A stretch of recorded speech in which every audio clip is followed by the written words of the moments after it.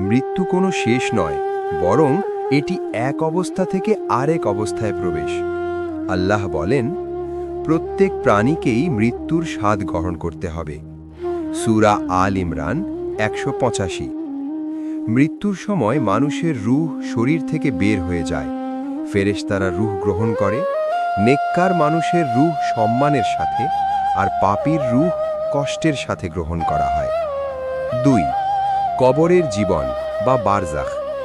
মৃত্যুর পর মানুষ প্রবেশ করে বারজাখ নামক জগতে, যা কিয়ামত পর্যন্ত স্থায়ী। কবরে 3টি প্রশ্ন করা হবে: তোমার রব কে, তোমার দ্বীন কি, তোমার নবী কে? নেককার ব্যক্তি সহজেই উত্তর দিতে পারবে, আমার রব আল্লাহ, আমার দ্বীন ইসলাম, আমার নবী মুহাম্মদ সাল্লাল্লাহু আলাইহি ওয়াসাল্লাম। তখন কবর জান্নাতের বাগানের একটি বাগান হয়ে যাবে, আর পাপীর কবর হবে জাহান্নামের গর্তের মতো। 3. কিয়ামত ও ইসরাফিল আলাইহিস সালামের শিঙায় ফুঁ। এক সময় আল্লাহর আদেশে ফেরেশতা ইসরাফিল আলাইহিস সালাম শিঙায় ফুঁ দেবেন। প্রথম ফুঁ, পুরো বিশ্ব ধ্বংস হয়ে যাবে, পাহাড় উড়ে যাবে, আকাশ ভেঙে পড়বে, সব জীবিত প্রাণী মারা যাবে। দ্বিতীয় ফুঁ, আল্লাহ আবার আদেশ দিলে ইসরাফিল দ্বিতীয়বার ফুঁ দেবেন। তখন সব মৃত মানুষ আবার জীবিত হয়ে উঠবে। কঙ্কাল, হাড়, ধূলিকণা থেকে মানুষ পুনরায় সৃষ্টি হবে। সবাই এক বিশাল ময়দানে দাঁড়িয়ে যাবে।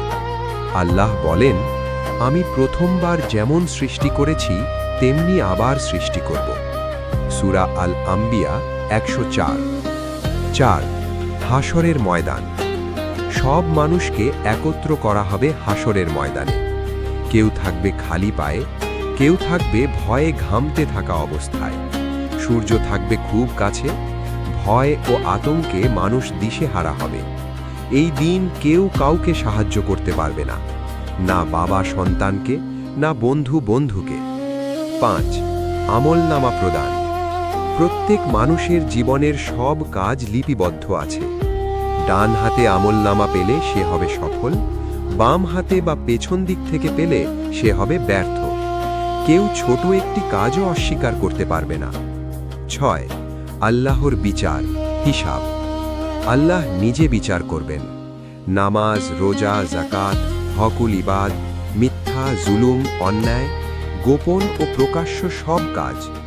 এই বিচার হবে সম্পূর্ণ ন্যায়ের ভিত্তিতে। কারো প্রতি এক বিন্দু জুলুমও হবে না।